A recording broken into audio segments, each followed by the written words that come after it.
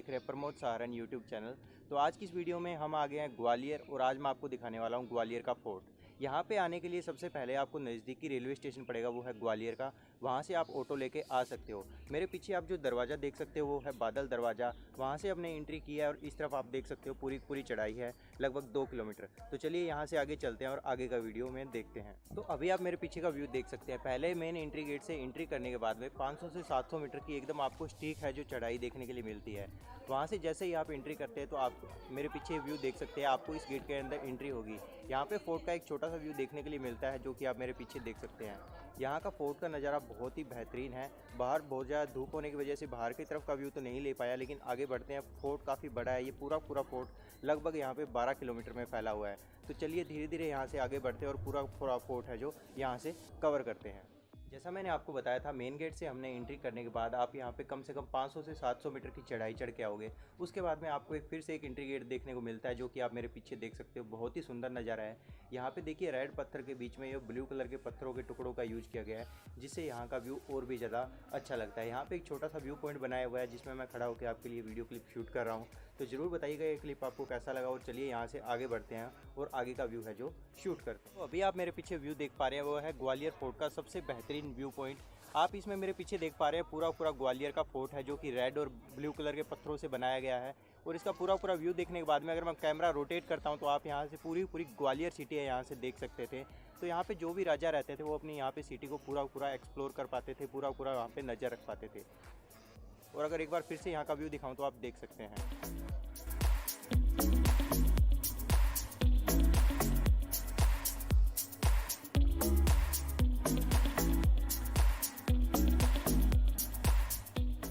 तो अभी अब आ गए हैं यहाँ पे मानसिंह महल में। ग्वालियर के किले में एंट्री करने के बाद में मानसिंह महल में एंट्री का आपको 25 रुपीज़ का अलग से टिकट लेना पड़ता है।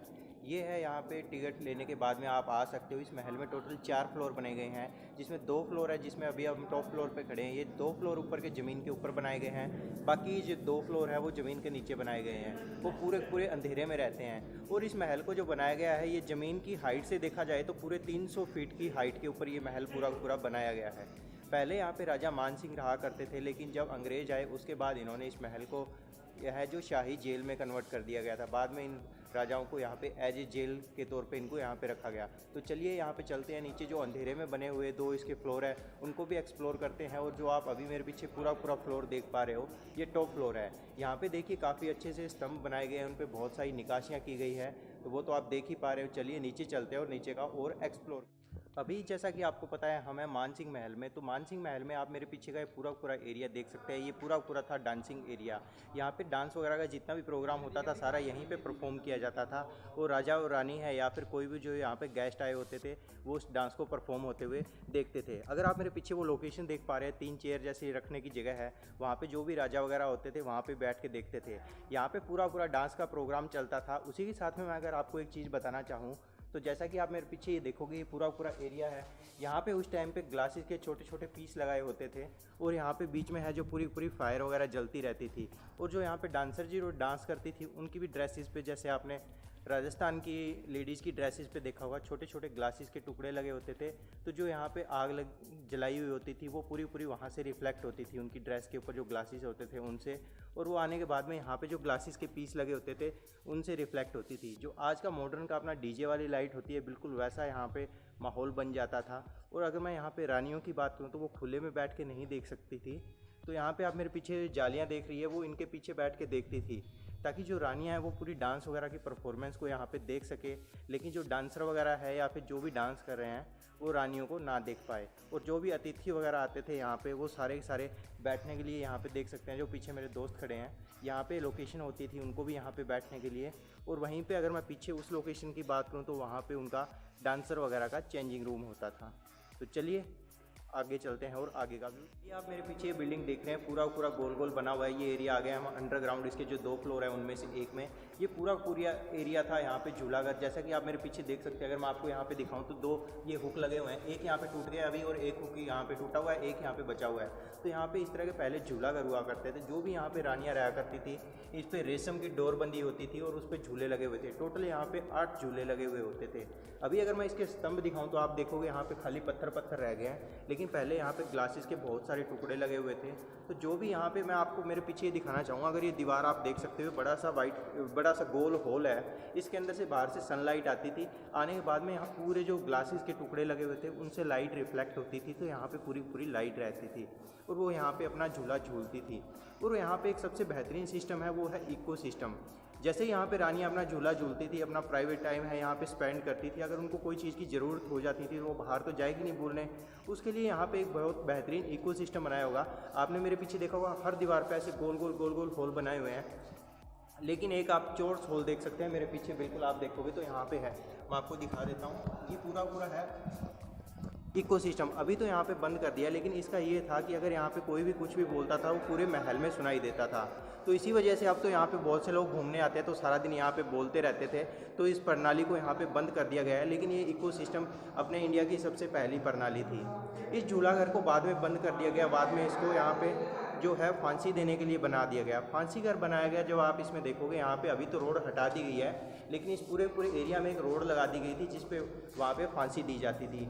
जैसे ये एरिया औरंगजेब के कब्जे में आया था, उन्होंने इस झूलाघर को हटा दिया था और उसके बाद में इसको फांसी घर में कन्वर्ट कर दिया था। और जैसे ही अब लोग यहाँ पे आते रहते हैं, यहाँ पे जितने भी शीशे वगैरह लगे हुए थे छोटे छोटे, वो सारे हटा दिए गए हैं। अभी यहाँ पे खाली आती है तो इन रोशनदानों से पीछे जो आप देख सकते हैं रोशनी आती है। वो जो मैंने आपको इकोसिस्टम वाला सिस्टम बताया था जिसे पूरे महल में आवाज़ जाती थी, वो भी अभी यहाँ पे बंद कर दिया गया है। काफ़ी अच्छा है, यहाँ पे 25 रुपये में आपको सब चीज़ों का पता लग जाता है। वीडियो अच्छी लग रही है तो वीडियो को लाइक कीजिएगा। अगर इसके बाद भी आपकी कोई क्वेरी रहती है तो स्क्रीन पे और डिस्क्रिप्शन में मैंने अपना इंस्टाग्राम अकाउंट दे रखा है, आप वहाँ से मेरे को फॉलो करके मैसेज कर सकते हैं। तो अभी हम आ गए हैं यहाँ पे करण महल में। उस किले में आप आगे जाओगे तो 10 रुपये की टिकट लेने के बाद में आप आओगे। यहाँ पे आपको करण महल और विक्रम महल देखने के लिए मिलेंगे। सबसे पहले यहाँ पे मुग़ल लोगों का जो शासक था, उन लोगों का मुग़ल शासन में एक बंदा ऐसा भी था जो कि बहुत दान पुण्य करता था, जैसा कि हमारे यहाँ पे करण था। करण को दानवीर करण के नाम से जाना जाता है, तो वो भी इतना दान पुण्य करता था, उन्हीं के नाम पे इनका है जो करण महल नाम रखा गया है। जब मुग़ल शासक यहाँ पे चले गए, बाद में अंग्रेज आ गए और उन्होंने सिंधिया जी के साथ मिलकर बहुत सारे काम किए। पहले उन्होंने किसानों के लिए भी काम किए, लेकिन बाद में उन लोगों ने क्या है, किसानों को प्रताड़ित करना स्टार्ट कर दिया था। जैसा कि आपको पता है, आज भी हम अपनी कोई भी इनकम लेके आते हैं तो हमें टैक्स देना पड़ता है, उसी तरह किसानों को भी कर देना पड़ता था।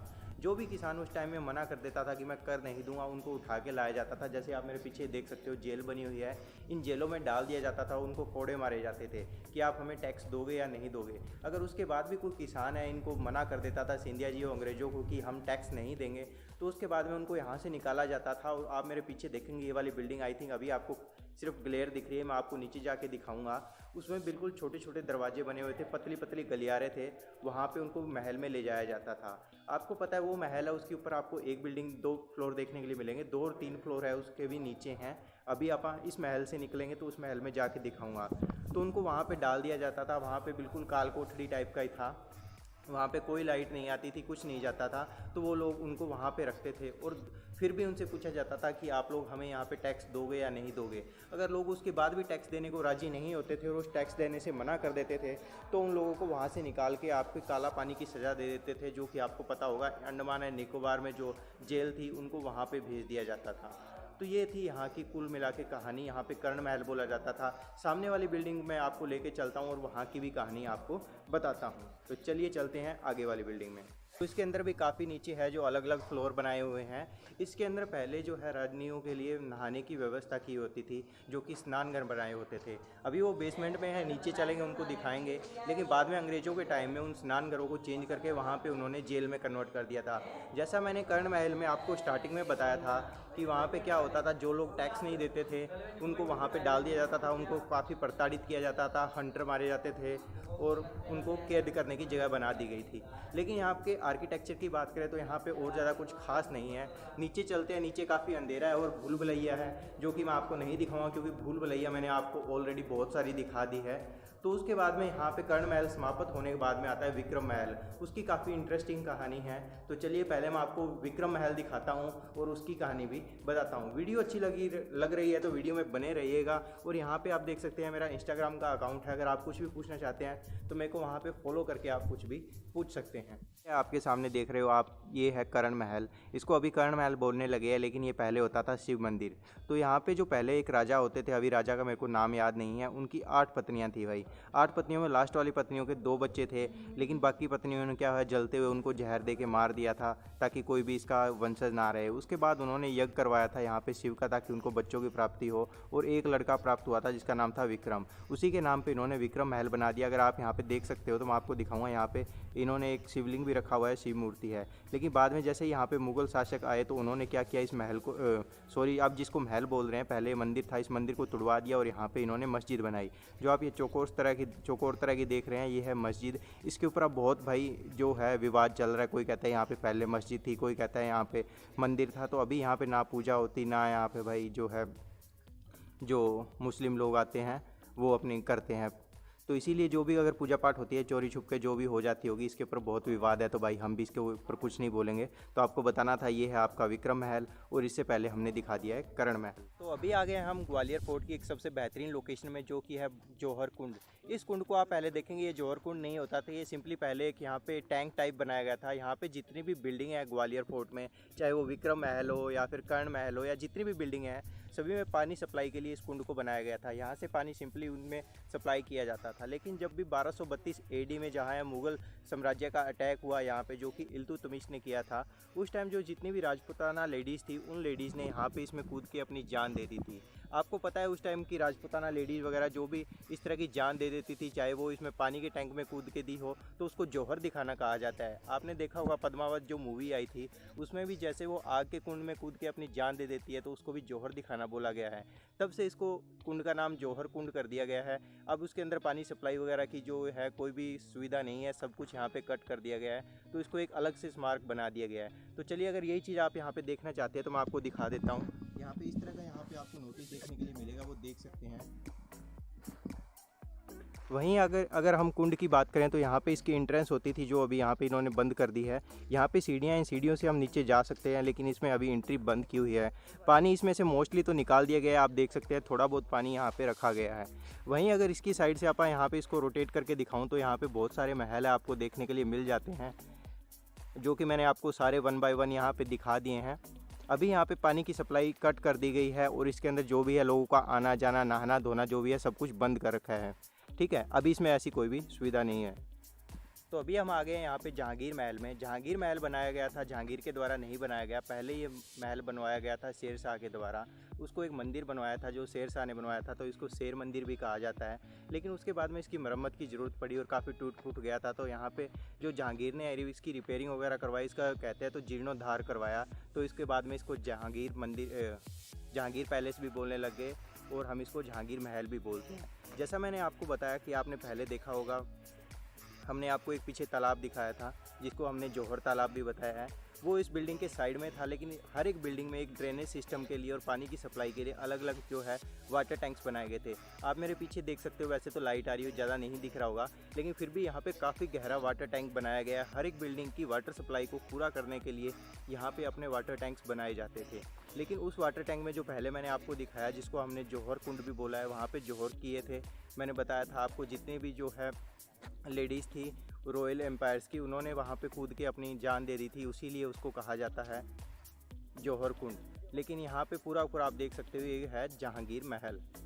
तो भाई यहाँ पे आपको पूरा ग्वालियर का फोर्ट दिखा दिया है। तो आप पीछे देख सकते हो पूरे ग्वालियर सिटी का भी व्यू आ रहा है। तो यहाँ पे मैंने आपको सारी की सारी बिल्डिंगें जितनी भी हो सकती थी यहाँ पे एक्सप्लोर करके दिखाई। तो आधा दिन तो यहीं पे स्पेंड हो गया है। अगर वीडियो अच्छी लगी हो तो वीडियो को लाइक कीजिएगा, चैनल को सब्सक्राइब करना मत भूलिएगा। उसके बाद भी अगर आपके कोई भी क्वेश्चन रहते हैं तो इंस्टाग्राम अकाउंट का लिंक डिस्क्रिप्शन में दिया हुआ है, वहाँ से जाकर आप मेरे को फॉलो कर सकते हैं और कोई भी क्वेरी होती है तो DM कर सकते हैं। Thank you very much.